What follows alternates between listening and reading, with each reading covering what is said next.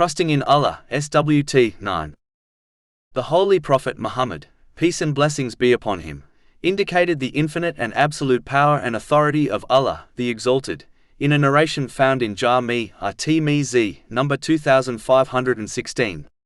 This narration advises that the entire creation cannot benefit a person if Allah, the Exalted, did not desire them to do so. Similarly, the entire creation together could not harm someone if Allah, the Exalted, did not desire them to. This means only what Allah, the Exalted, decides happens within the universe. It is important to note that this advice does not indicate one should abandon using means such as medicine, but it means that one can use the means as they have been created by none other than Allah, the Exalted, but they must understand that Allah, the Exalted, is the only one who decides the outcome of all things.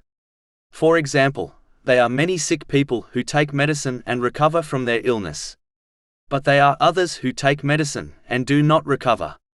This indicates that another factor decides the end result, namely, the will of Allah, the Exalted. Chapter 9 at Tawbah, verse 51. Say, never will we be struck except by what Allah has decreed for us. The one who understands this knows that anything that affected them could not have been avoided, and those things which missed them could never have been obtained. It is important to note that whatever the end result, even if it is against a person's desire, they should remain patient and truly believe Allah, the Exalted, has chosen the best for them, even if they do not observe the wisdom behind the outcome. Chapter 2 Al-Baqarah, verse 216. But perhaps you hate a thing and it is good for you, and perhaps you love a thing and it is bad for you. And Allah knows while you know not. When one truly understands this truth, they stop relying on the creation, knowing they cannot innately harm or benefit them. Instead, they turn to Allah, the Exalted, seeking His support and protection through sincere obedience by fulfilling His commands, refraining from His prohibitions, and by facing destiny with patience. This leads a Muslim to trusting in Allah, the Exalted.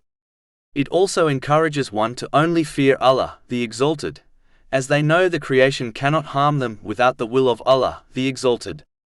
Recognizing that all things which occur within one's life and the universe originate from Allah, the Exalted, is a part of understanding the oneness of Allah, the Exalted. This is a topic which has no end and goes beyond only superficially believing that there is none worthy of worship except Allah, the Exalted.